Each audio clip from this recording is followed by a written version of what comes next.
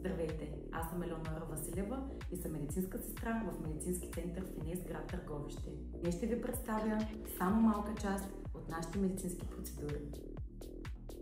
Хидроколон-терапията е един от най-безопасните и ефективни методи за почистване на дебелото черво с филтрирана вода.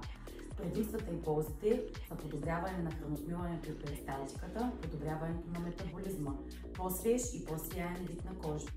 Процедурата се извършва със специализиран медицински апарат и стерилен накрайник, който се поставя ректално.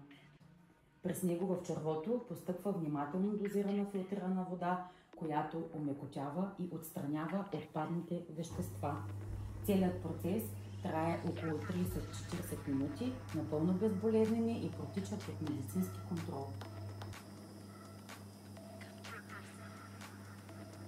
Препоръчителният курс е 4 пъти месечно, т.е. веднъж в седмицата.